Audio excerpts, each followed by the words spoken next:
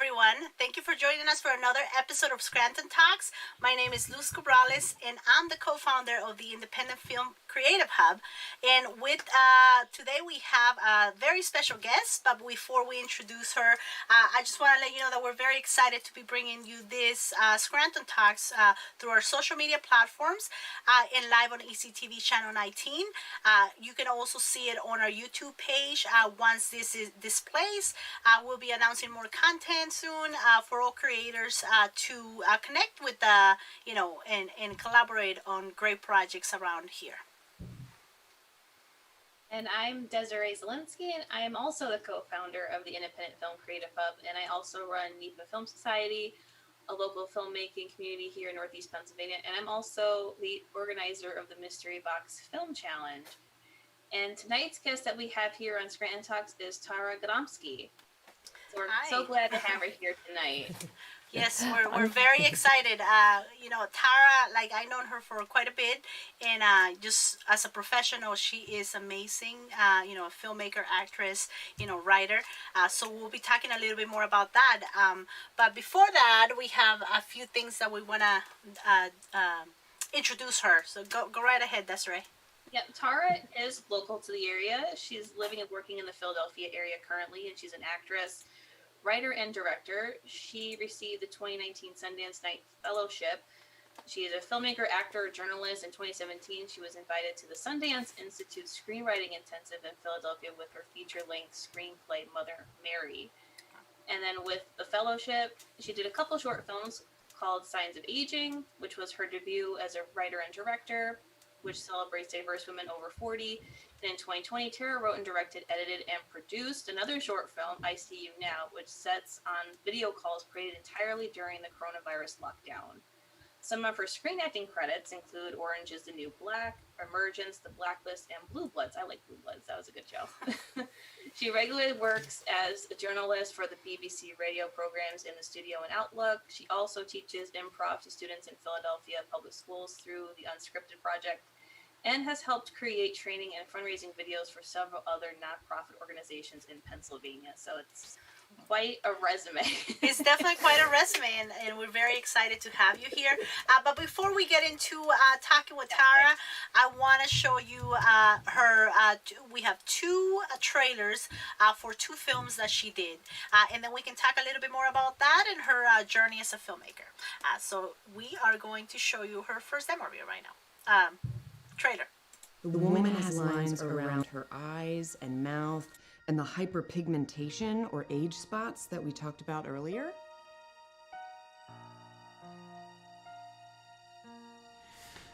It's okay, you can say it. I look way younger than my twin sister. Yes, thank you. She's aging so much worse than you are. What is your current anti-aging skincare regimen? Just rub it in an upward motion. Are you trying to make a joke? Doesn't that feel silky? What kind of sick sales pitch is this? You know what? You cannot come into somebody's home and wreck it. Her skin is so youthful. I'm jealous. We could both learn something from her.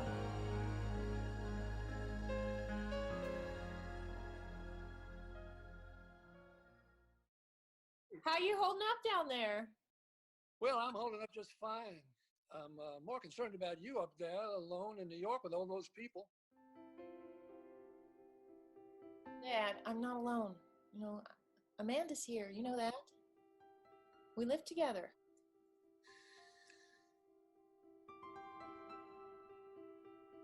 The pastor told me today that since we can't get to service at church anymore, he's going to try to put the whole service up on the internet on Sunday.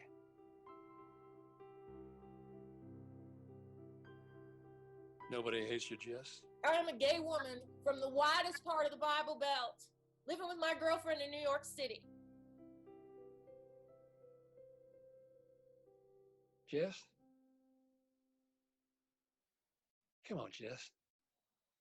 Please come back.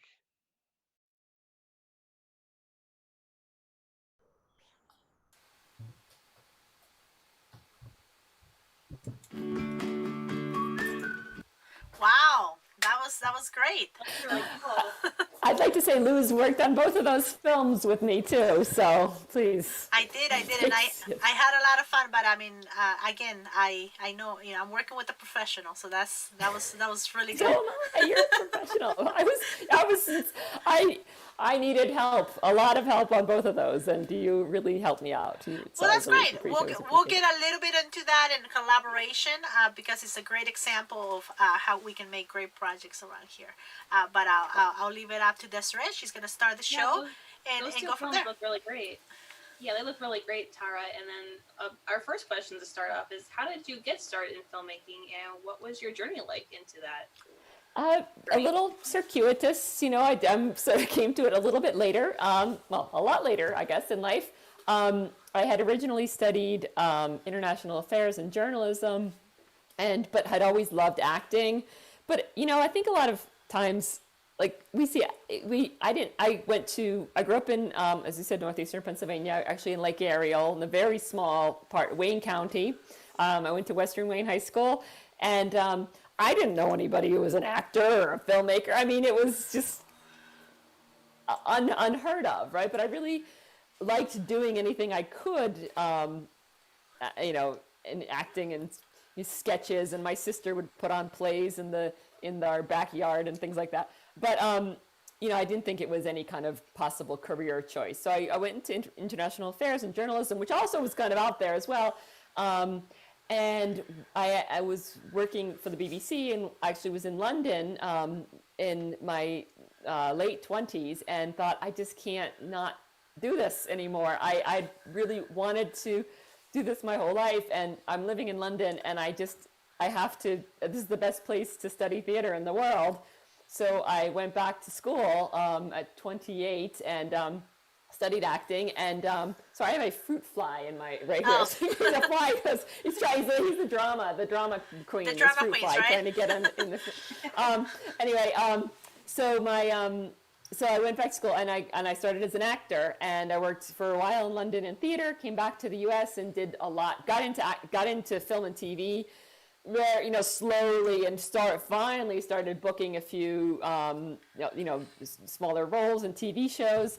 And but also at the same time was writing because I guess I had those skills from journalism partly, knowing some of the basics of writing, but then also because there were stories that I wanted to be in that I wasn't being cast in. That's kind of a common way that I think a lot of actors get into writing and directing is there's a story you want to tell, a character you want to play, but you haven't been cast in that role, so you start writing it yourself. So I was started writing like sketches, like little web series, and then we, with other actor friends, we just started making them. And those are the kind of things you can still do fairly cheaply with friends, getting together and asking for a lot of favors. And, like I said, making comedy sketches, filming them and putting them on, on the internet. And then finally it was in 2017, I started writing feature films, 2016, 2017, doing readings of them, really getting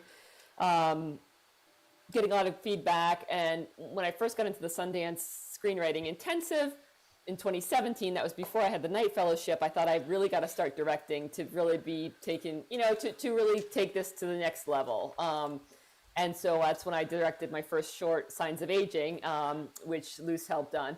That was the first sort of even though I directed some sketches and web series that I did with my friends, right. Signs of Aging was a much bigger deal with a pretty big crew, and that was sort of the next level. So then I did that, and then eventually got the Sundance Fellowship, and then started directing more films. So yeah, just step by step. There wasn't any magic thing that happened. It was just constantly trying to find opportunities. No, yeah, and so we'll break it down, right? We'll break down your journey. Yeah, that was a very long answer. No, that was perfect.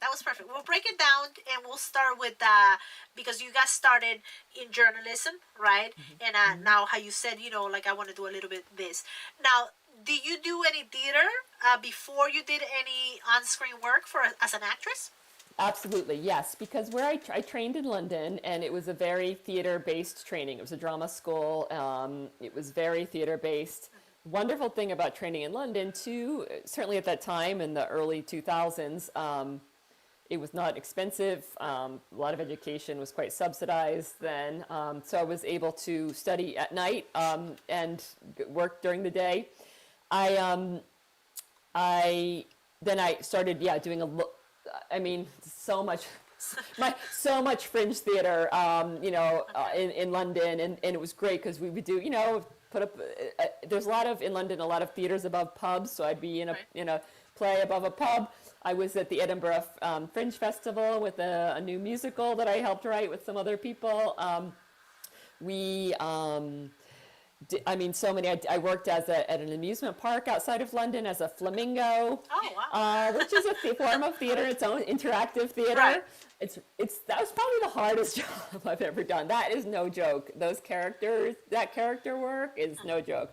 But I did kids parties and as characters. I did everything, and then I didn't really start doing film and TV sort of later on in London. I booked the first thing I ever booked that was like a TV thing was a reconstruction, like a crime show where they would reconstruct the crime, and it was set in 1910, and I got, this is horrible. The woman, it's a true story, was like killed with like a crank of a car crank, and so we did that. That was the character I played, and that involved a lot of special effects, so that was interesting. And then just started doing small parts in film. So when I came back to the U.S., that's when I really made a concerted effort to work in film and TV, and join the unions and everything like that. Oh, that's a good way to follow up this question, because all we've been hearing about is the union, right? And like a lot about working conditions, things like that. But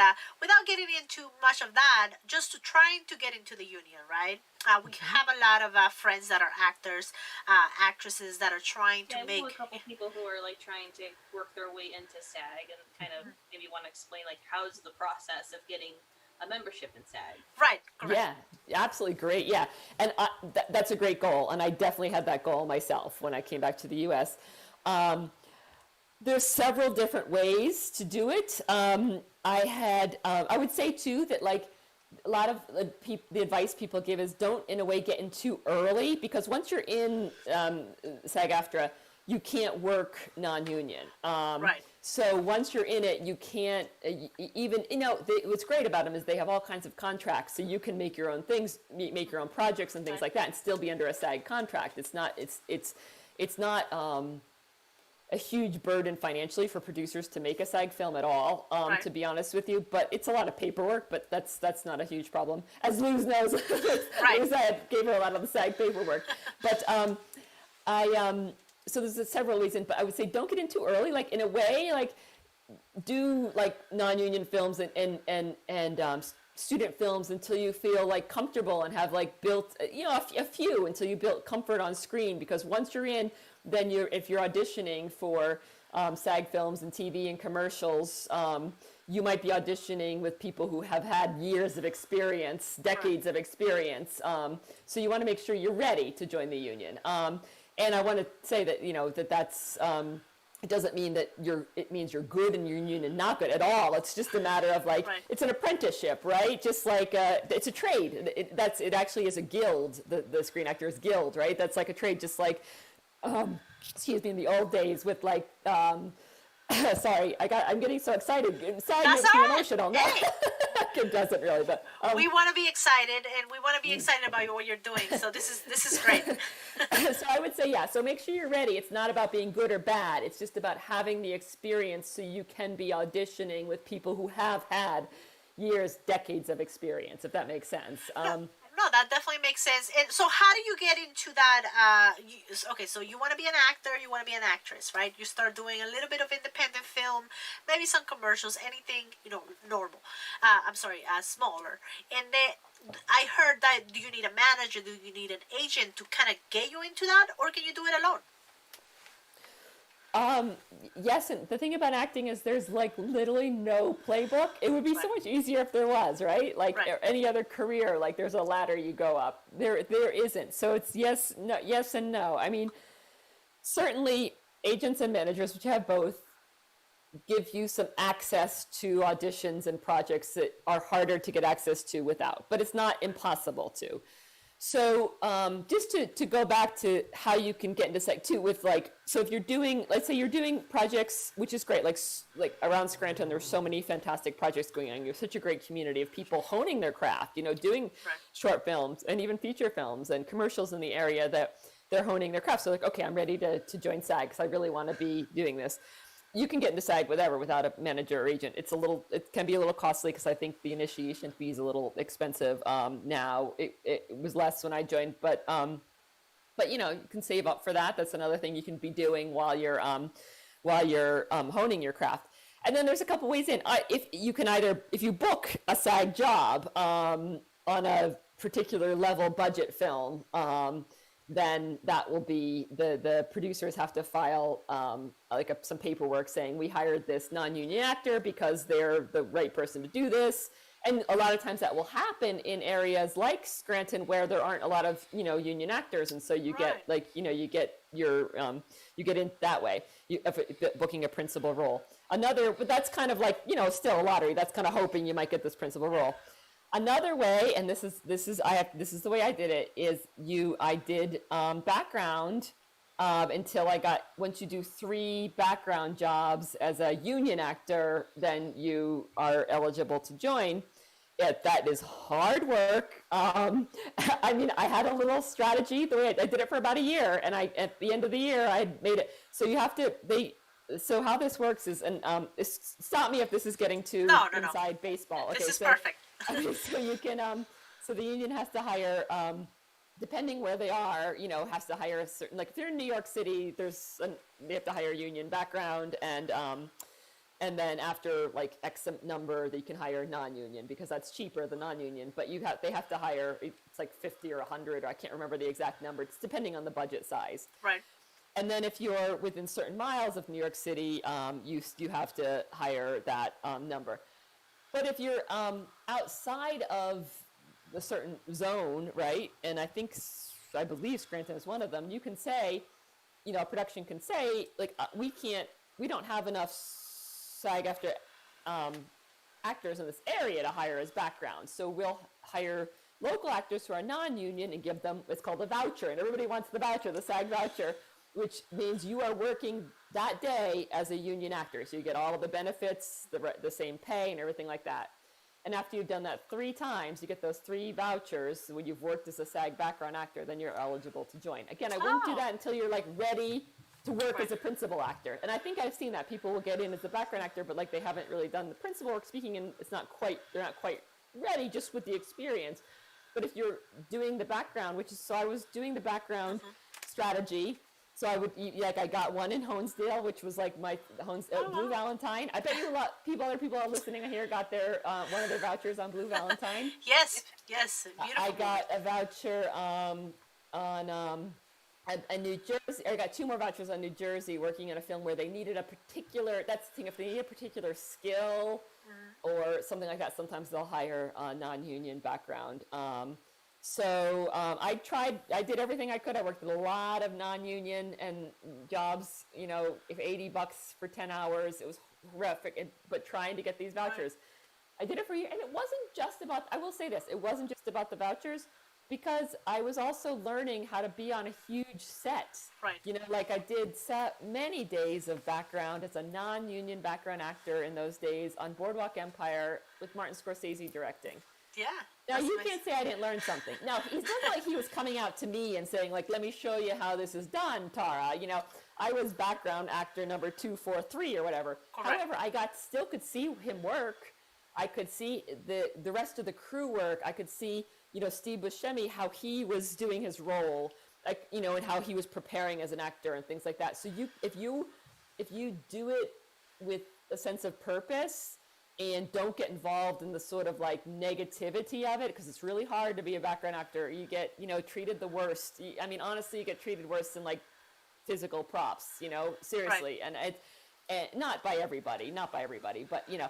But it's hard work, right? It's hard work. It's hard work, but you can learn so much. And so but at the same time, like I said, I was also like doing sketches with my friends and filming things and doing theater, and so it was all building up. Plus I had the training, taking classes. So by the time, you know, I was in SAG, and then I started auditioning, and then, you know, for the first times I walked in the big sets as a principal actor, I was like, yeah, I've been here before. I was as a background, but it wasn't like out of this world to me. Because a huge production, a big budget production is a whole other world. But because I'd done that as a background, I felt comfortable in it. Right. No, and that's valuable, experience that even though you're not, interacting with the director, like in a one-to-one situation, you're still seeing how the process, how are they doing this, how is this possible, then you kind of learn, and I tell that to a lot of, aspiring actors and actresses here because it's very easy to get frustrated. It's very easy to get frustrated and say, why am I not over there? But it's like, well, have you tried this? You know what I mean? Like, you have to really try. So this is great. No, I love all the information. So now you're working as an actress, and now we're going to go into the Sundance Knight Fellowship. Was that the first one that you were offered? How that happened was completely... So I had a feature film script called Mother Mary. I've since changed the title to A Natural Mother because that's sometimes titles change as things are being developed. But at the time it was called Mother Mary, and I'd written it. It's based on a true story that somebody told me and gave me permission to write. And I had done a few readings of it with other actors, and was reworking it with feedback and things.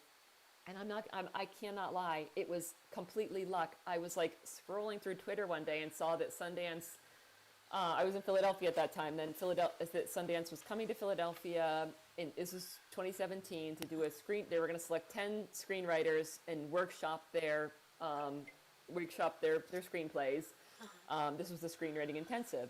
And like, here was the link to apply. And I was like, for free to apply. I was like, well, might as well do it. I have this film script I've been working on. Like, not like thinking, what the heck, right? And like, literally, it wasn't even like I had to research it. Now I know. Now I have like websites that I go to like once a month to look at like what grants are coming up. At the time I was it was a lot of luck. And I went and I applied. I sent it in, and I kind of forgot about it, which is really important. I think a lot of times when you apply for things like that, and even when you audition, you have to kind of do your best and then let it go, or else this industry will just drive you crazy. So let it go, kind of forgot about it, and got an email, a few months later saying, yes, you've been invited. So we spent a weekend with 9 other writers here in Philly, and we were workshopping with Sundance mentors our scripts. And then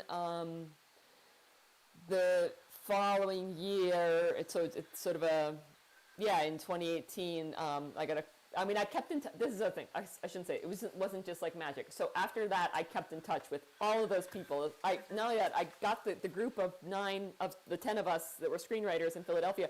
I started a group where I'm doing the organizer of the group. I'm like the bossy person. I'm like, we're going to meet once a month and continue to work on our scripts. So I found a library that we could meet in this room, and I'd book it, and we'd all meet like one Sunday a month and like bring pages in and like read them and give each other feedback. And every time I would do that, I would send a little note to our mentors that had been here from Sundance that are in LA saying like, here's a picture of us. We all met this weekend. It's great. And I kept in touch with them. Sundance said, listen, if you have another draft of your script, you can send it to us. We'll give you notes. Like, they're not official Sundance notes. They're people who are, the mentors there who are in charge of various programs. Right. So I kept in touch. I did that, built a relationship. And you hear that over and over, build relationships. And I didn't do it with the idea of I'm going to do this to get the fellowship, because I didn't even know this fellowship existed. Right, right. I mean? No idea. I just did it because they were really helpful people and good people, and I knew that the feedback that they would give me would be really useful, and I wanted also to show them that we were continuing the work that they started with us. And then I got the nomination, so I had to fill out a bunch of other forms and more info about what I was doing. And at that point, I had already directed Signs of Aging, so I was able to send that in as a director's sample. Wow. And and then I was nominated, and then I got it. And so I was at the 2019, next thing, January 2019, I'm going to they're flying me to Sundance, the Park City. It was like, just Park City, and we were there for a week. there was 3 other fellows, 2 from Detroit, 1 from Miami. This particular fellowship, the Knight Fellowship, works with filmmakers who are based in cities this is kind of interesting, that the Knight used to be a big group of newspapers that the Knight family owned, and they were in cities like Philadelphia, Detroit, Akron, Ohio, Miami, not LA or New York, which is important. So they try to they support the arts in these cities. So they work with Sundance to find filmmakers. So not in New York and LA, basically, Right. which is kind of cool. And so so we were able to have these meetings. They taught us how to pitch our film. They taught us how to, do our quick elevator pitch and like how to do a longer pitch. They set us up meetings with producers and went to all these screenings. And I mean, the thing about Sundance is there's a lot of like, it's tough. Like there's parties and stuff, and like I just stood there in the corner like drinking a water, because it's like you're like luckily I had the camaraderie with the other fellows who were, like I said, from Miami and Detroit, and we're like all these other people kind of know each other. But it was great, and again, I kept in touch with everybody, and that's been a really big boost because now, like they said to me, make sure you put Sundance Fellow at the top of all of your emails when you're trying to get, help or funding or get an actor to read your script. So it does help a lot, but on top of that, more importantly, like the boost that they gave me to my confidence was huge, and then the continued mentorship in terms of just developing my script and even just like industry stuff. I can, send them an email saying like, what does this mean? Or can you explain this? And it's been wonderful. Yeah. Yeah, because you have built all the relationships, right, already. Relationship. And I say it feels like this lucky out of the blue. Sometimes I think what was lucky was that I saw that thing on Twitter that day. That was where I was lucky. I saw that thing in Twitter in 2019 that they were looking for applications for the screenwriting intensive. Mm-hmm. What wasn't lucky, I should say, and I always gonna say, well, that was lucky, but I had material. At this point, I had like 3 feature film scripts I had written. Right. I had, worked in the industry for a while, so it wasn't like I just got lucky and I with no experience, right? It was years and years of. Yeah, you were honing your skills. You were getting better. You were taking jobs here, and there, and then just for that day. Because I know a lot of us. That's what we need to do. We need to just keep going because, there's those gaps where we're just like we don't want to do anything. That doesn't exist. You gotta keep going. Keep going, yeah. But with signs of aging, I've noticed with watching your trailer, I did watch it briefly, and with I See You Now, I watched the trailer. They were very, very good and very thought-provoking. I know most of your work features women, so how is it important? Is it important for you to touch on the tough subjects related to women empowerment? Because you focus a lot on women characters in your work. Yeah, absolutely, and I think that it's nothing really more than that's just what I know, right? If they say write what you know, and I've cisgendered woman all my life, and so I kind of know what I think about and what I talk about with my friends and my sister, and so I kind of write what I know, and that happens to be with women, female protagonists, and often women older, like over 40 as protagonists, and. So to me, it doesn't feel like a radical, political act. But then when you look at the figures and the statistics, you realize it is because, there's the women in television and film, the Center for the Study of Women in Television and Film. I think it's out in San Diego. They're really good. Every year they put this, survey together. And, last year, to 2020, just female protagonists in film, so like the one driving the story is just like 30%, so 29%, so 71% of all the people driving the story, the protagonists are male in sort of the big Hollywood films, the top grossing films. And then you look at the number of of course that's probably because when you're looking at the the number of directors, which in 2019 in the top grossing films only 11% were directed by women, 19% were written by women. Right. So the numbers are just so low of women behind and in front of the camera in, when you're looking at like Hollywood, right? And that matters because, it's everybody's saying now, and it makes sense that representation matters, but it, really does, because just like an idea of like, a woman, in her 40s, not being like a wacky menopausal woman, just being a woman who's like living her life is like radical, right? Because it's like up until now it's been this like idea that kind of women, over a certain age became invisible in film, right? And that doesn't make any sense. And it's changing. It's changing slowly but surely. But I don't do the films I do for like this statement, for this political statement. I just do it because that's what I know. And I'm lucky and that I'm able to continue to find ways to get those stories out there. But it's not because someone's knocking on my door saying, please, can you give us a story about women? It's because I'm making them and being like, watch this, read this, And sometimes you have to do that. You have to say, this is what I made, watch it, and it might change your mind on something. It might not, but, a lot of these stories can change someone, someone's watching, someone's saying, whether it's something like, wow, like she was able to do a film, she's in her 40s, I'm in my 40s, how do I do this? So that's the kind of stuff that we like to show here. So this is great for that. So tell us a little bit more about, we'll switch into the writing, directing of Signs of Aging, and I See You Now, like your obstacles, maybe like a little bit of information on that for your 2 short films. Okay. Well, writing, I find, not that it's easy at all, but when I feel an idea, that both of those films came out fairly easily.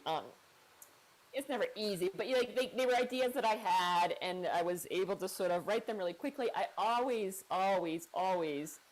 have my, gather my actor friends on Zoom or in person in the old days, and we read through every, script, and then I redraft it, and we read through it again, and I get feedback from them, and, I think that's really important, and from other people as well, to get feedback. So I think that's really important until I have like the script that I'm ready to go. Both of those were pretty fairly quick processes, I think, to the writing. Directing, well, Signs of Aging was tough for me. It was my first big directing thing. The budget, it was like not huge, but because, there's a lot of, when I look back now, I'm like, there's so many things I would have done different. One of the things I'm very happy I did was because I decided to shoot, people always say that like we have this big team. It was just me. I mean, there was my team You decided. helping me. But I made the decision, yeah. So, to shoot up in northeastern Pennsylvania because first of all, I wanted to. It's where I'm from. I really like kind of doing that. I like kind of highlighting that area. And also I was able to borrow a house up there. So that's another big thing. The location, right? You have resources. That's perfect. Yes. And so that was I think one of the best decisions I made is I was like, okay, so I'm going to shoot up here. I'm having a lot of crew and cast come from New York because those are the people I know, right? I didn't know a lot of people up there until then. And so I literally looked on the internet and was like, filmmakers in Scranton, and I found Luz.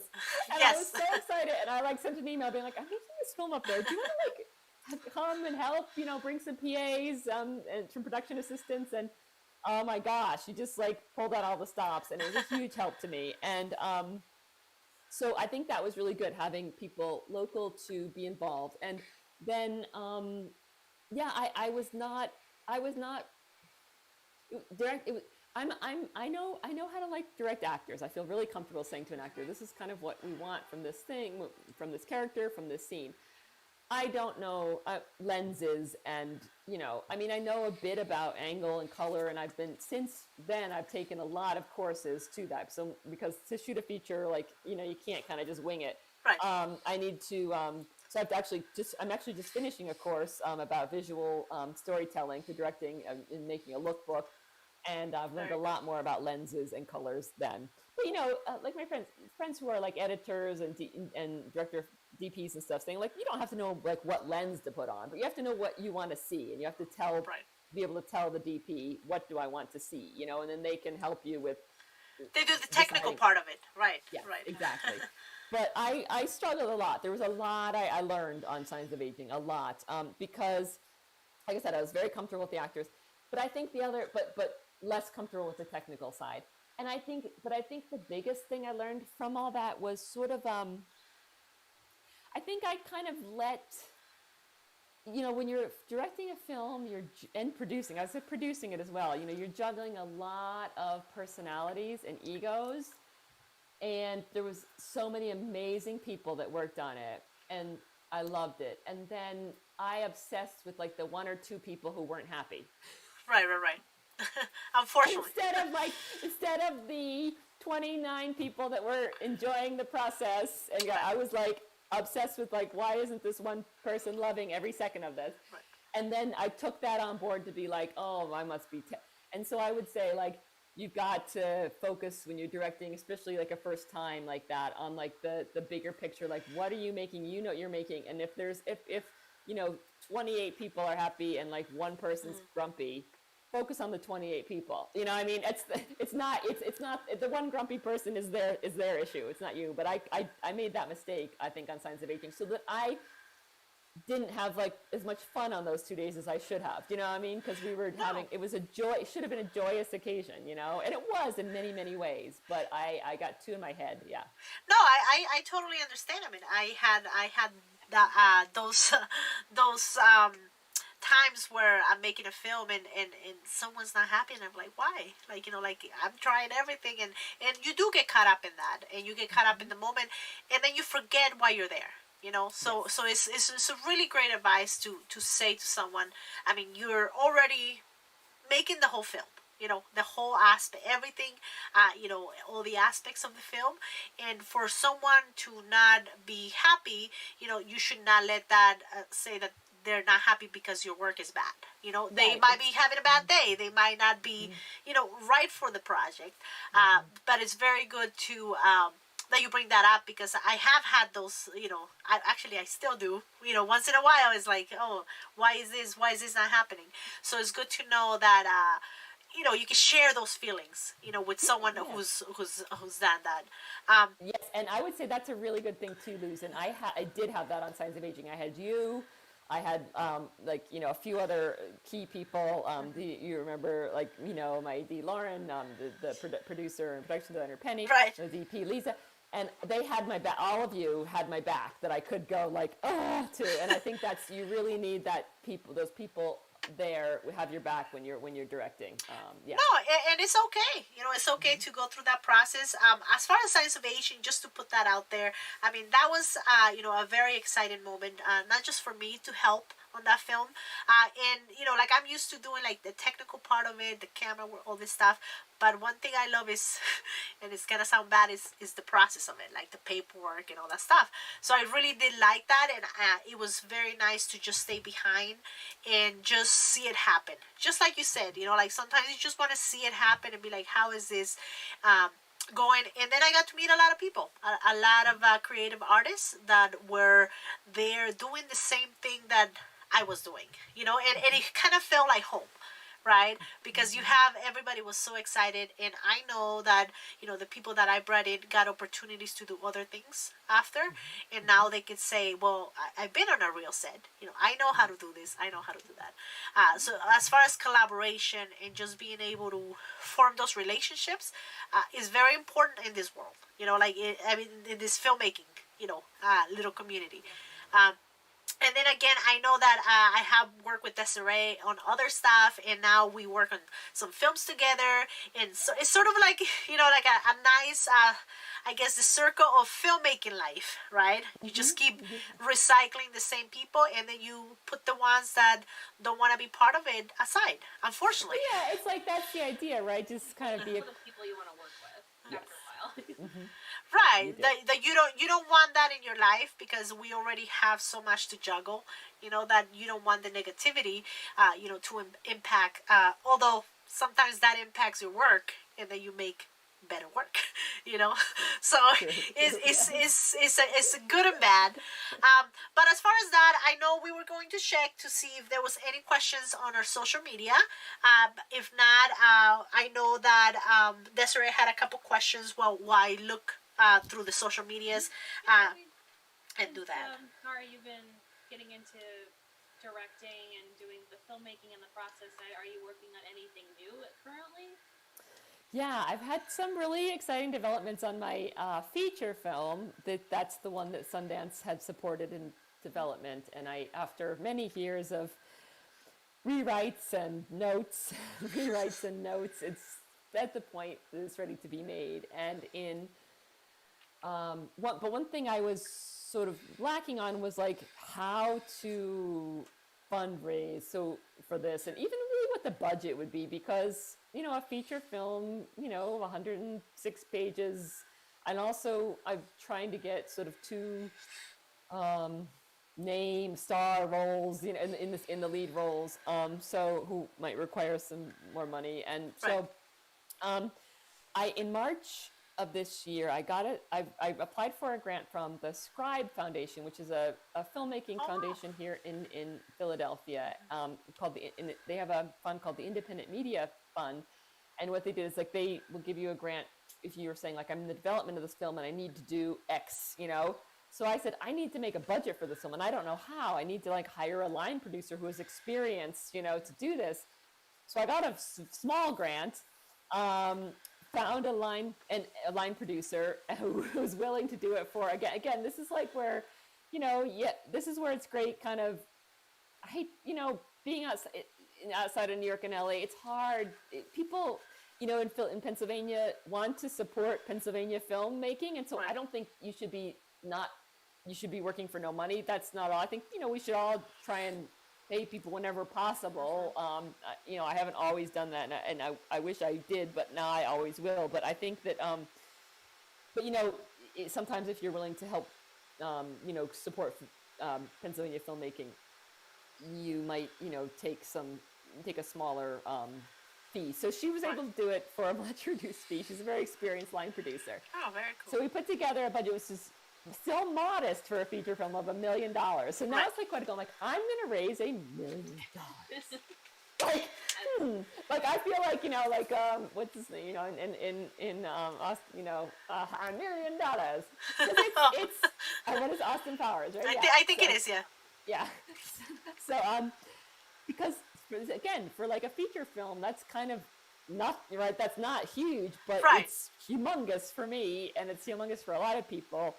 But having that budget then has sort of opened up a lot of, and just being able to say, we're going to shoot it on like a, this type of contract, and this, has opened up a lot that I'm able to say to people like, okay, I'm looking for funding now. So, and this is what we're doing. So then there's a whole other thing where you get into with film financing, which again, I don't know anything about, is like how to do that, right? When you have investors, it's different from crowdfunding where people donate, which is awesome. But to raise $1 million crowdfunding is really tough. And also, how many times can you really ask your friends and family for another crowdfunding thing? So this is like getting into investors. So this is this whole other world that's opening up to me.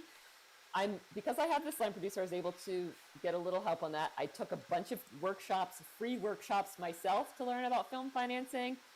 I spoke to a lawyer who gave me like a half an hour of free chat talking about it, which was great. Again, I found this is really hard to do, but when you ask for help, people usually will give it, right? And again, local, Pennsylvania, I'm Philadelphia, right? It's like, so anyway, so I'm sort of starting down that road. So I started even a blog, which will be on my website tonight, because I did write it, and I just am figuring out how to put it on there. Like, perfect. But if you want to follow the journey with me of how I'm going to raise $1 million, because I think that film financing is so shrouded in mystery, like these terms like waterfall and co-production and pre-sales. Like, what does that even mean when you're, and I'm trying to just get my next freelance gig to pay the rent.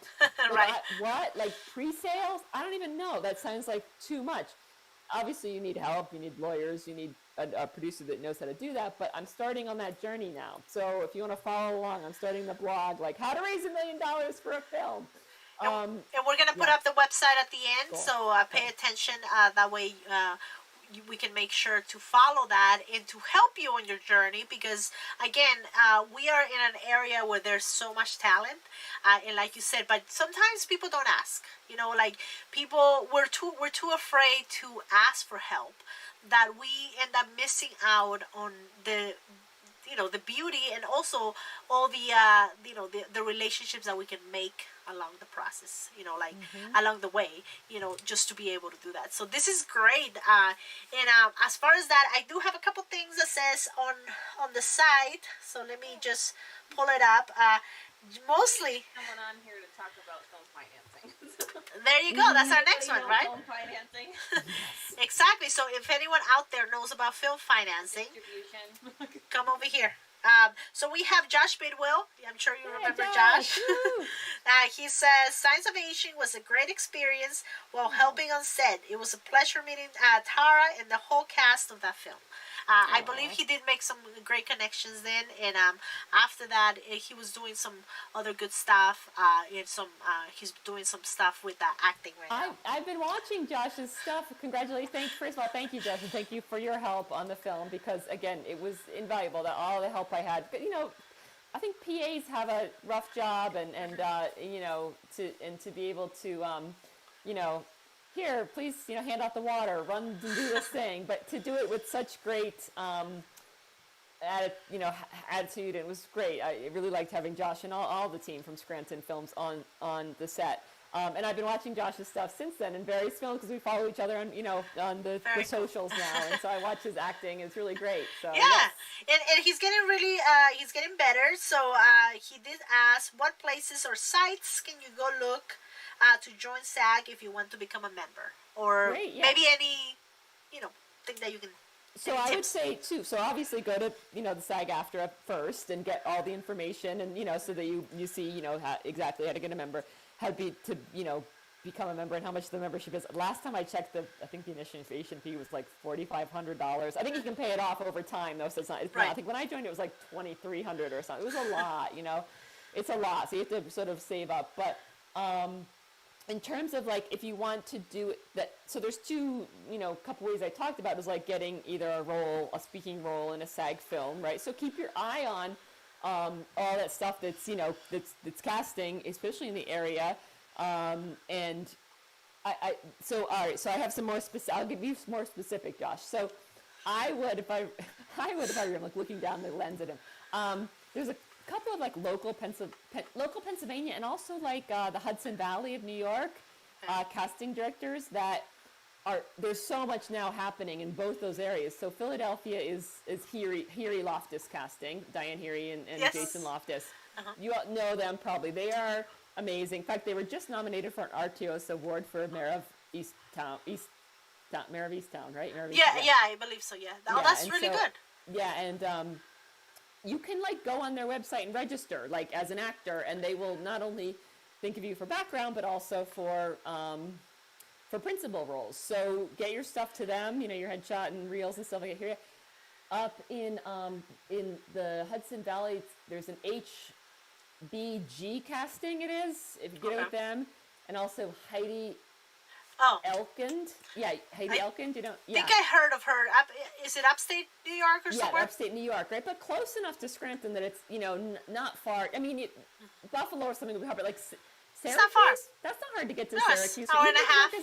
Yeah, you could work, and if you're say that you're willing to work as a local, meaning you have to get yourself there and back. So you might not on every job actually it's kind of hard, because you might have to invest a little bit, right? If you're okay, I'm gonna drive to Philly or to somewhere in the Hudson Valley for the day, and but if you get a voucher that way, or even a speaking role, right? So I would get to know all those casting directors. You can go on their websites and register and send your headshot and reel, and then just follow them on all the social media, and they're always putting up what they want.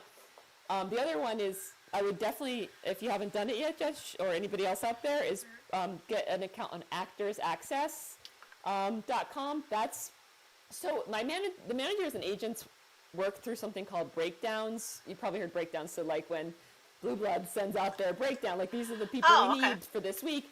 They get it to all the managers through this web portal called Breakdowns, right? And so they get all the breakdowns and they submit through this web portal, and that's how it all works. I mean, it's just crazy. I mean, talk about that. A one-liner on Blue Bloods will get 15 or 1,500 agent submissions on right. It. It's insane, right? So, and then maybe 15 people get the audition, maybe.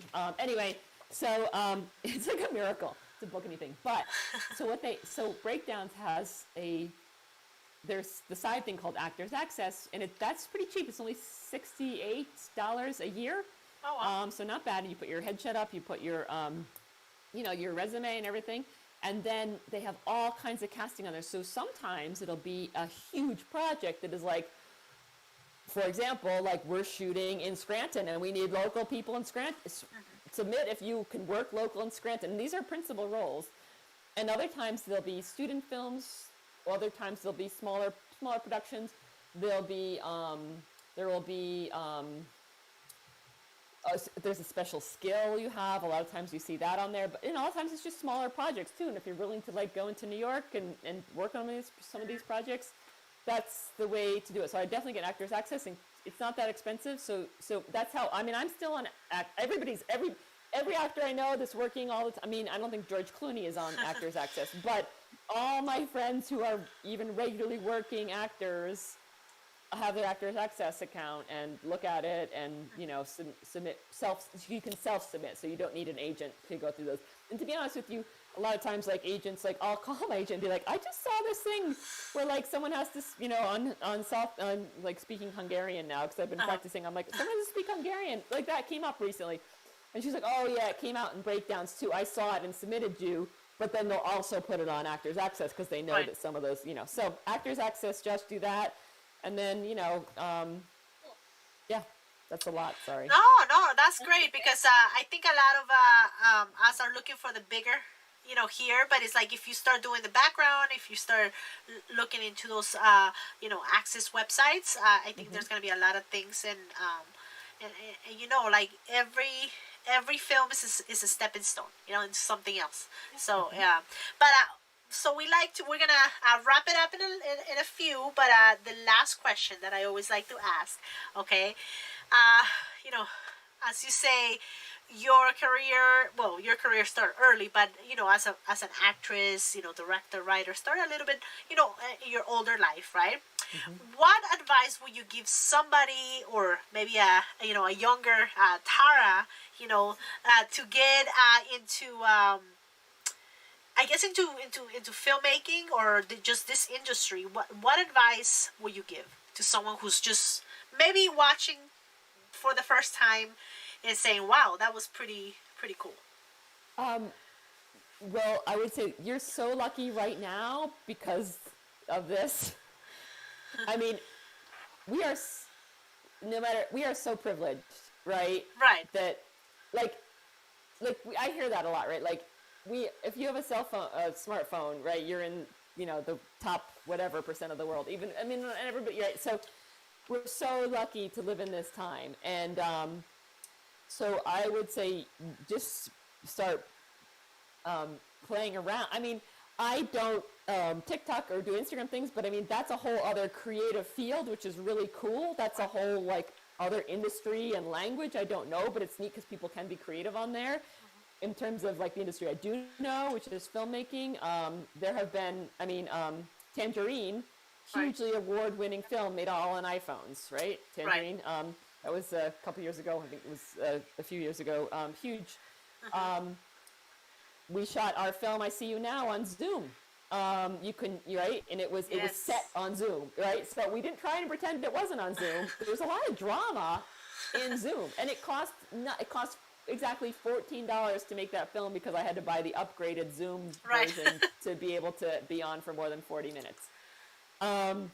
If you have your cell phone, obviously it's not free because you have to pay for your cell phone and your service, but there's so much you can do with this, even playing around.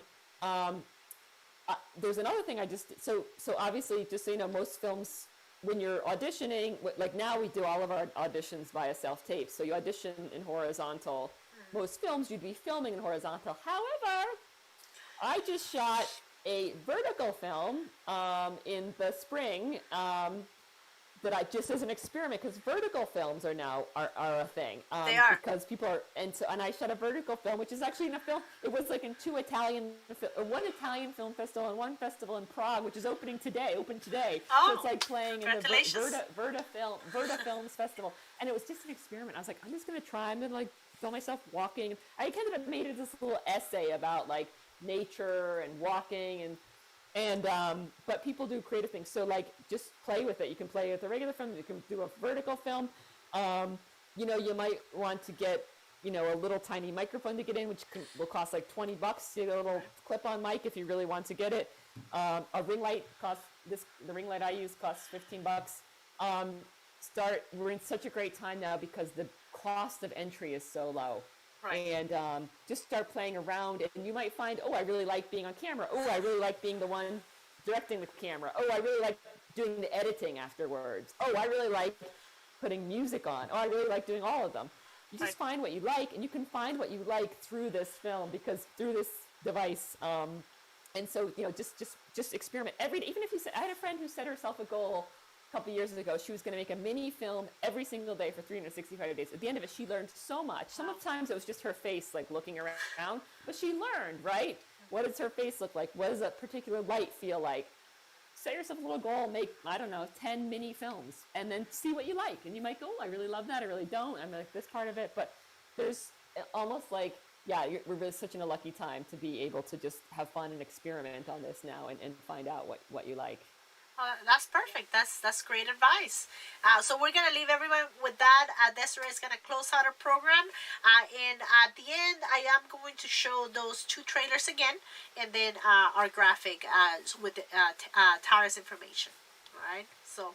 Yeah, I want to thank everyone for joining us tonight and for our ScrantonTalks with Tara Gadomski. It was such a wonderful, inspiring conversation. We have wonderful events coming up. We try to do ScrantonTalks at least once a month. Yes. So be sure to follow us on Facebook and Instagram to stay up to date, and subscribe to our YouTube channel, because you'll see these talks again on our YouTube channel once we get them uploaded. And we have a podcast. We're on Apple Podcasts and Spotify, where we put back the interviews in a more later time frame, so we keep just going up once a month. And that the Independent Film Creative Hub is for you, and it's here to help filmmakers reach their potential in becoming successful creative artists. Be sure to visit www.ourcreativehub.com and join our directory. It's free to sign up, so people are on there already. You can, if you're looking for an actor, if you're looking for a director or editor.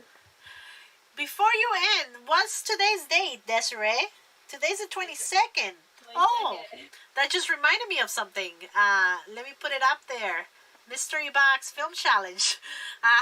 What's going on, guys? We got a few submissions. Should still be working on them, but the late deadline is November 30th, and that's it. Guys and girls, I should say, start submitting your films. I think, what is it, like a couple days? I know that. 30th is the last. You know, Thanksgiving's coming up, so I mean, you can make a film about that. You know, like. 12 hours. So, yeah. Yeah, they were so much fun to watch. I guess was it last year or earlier this year? I can't remember. They were. Congratulations to everybody who submitted one, because they were really creative and fun to watch. It's such a great idea, and I just want to say too, hearing you, the two of you, talk about everything that you do, that's another thing too. Like I'm not just saying this because you two are like amazing. You know, when I grew up first kids, like we didn't have, like I said, like there wasn't anything like a film. We had, and this is old school Scranton. People will know. That championship season came when I was very little, and everybody was a background on it. That was the only experience anyone had any idea with film. There was no filmmaking group, I mean, that I had heard of. There was no, it was just wonderful that you have this out there and that you're giving people opportunities to make things and present it. So well done. That's really awesome. Yeah. Just think of how many kids are doing it. That's really cool that you're kind of getting inspiring. Well, thank you. No, that's very exciting, and I think you know, we just continue to do more and continue to develop relationships. And I guess we're gonna leave you with that. Sorry, Desiree, I had to put in that mystery box. Everyone, come on, like. That's okay. Yeah, we already got a couple submissions coming in. Don't tell them how many. You know, don't tell them how many, because because we're excited to see your films. You working on them, included. I know you have to finish editing your film. Get on it. But we have had submissions from you know, upstate New York and a couple others, so we gotta show them that local, that's where it's at. Okay, so don't forget. But anyway, thank you so much for having us, and everyone have a good night. We're in a great holiday. Happy Thanksgiving, everybody. Happy Thanksgiving. And we're going to be showing those 2 trailers. So thank you again, Tara. We really appreciate your time in making this happen for us. Thank you. Thank you very much, both of you. Thank you. The woman has lines around her eyes and mouth and the hyperpigmentation or age spots that we talked about earlier.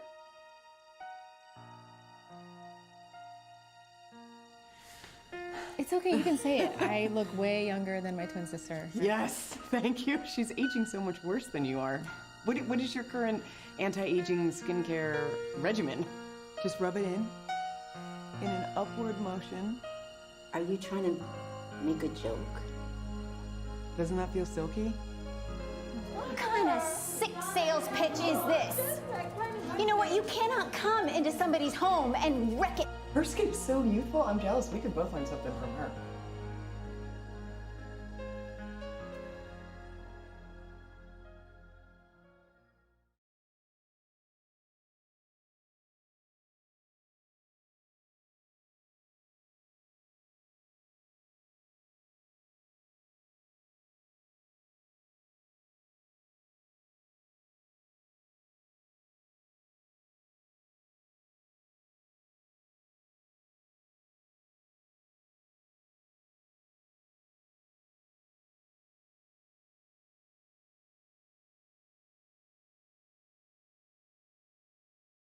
How you holding up down there?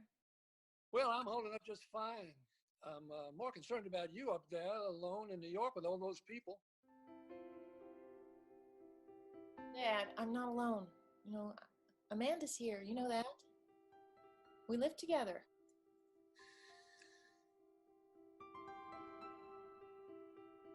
You know, the pastor told me today that since we can't get to service at church anymore, he's going to try to put the whole service up on the internet on Sunday.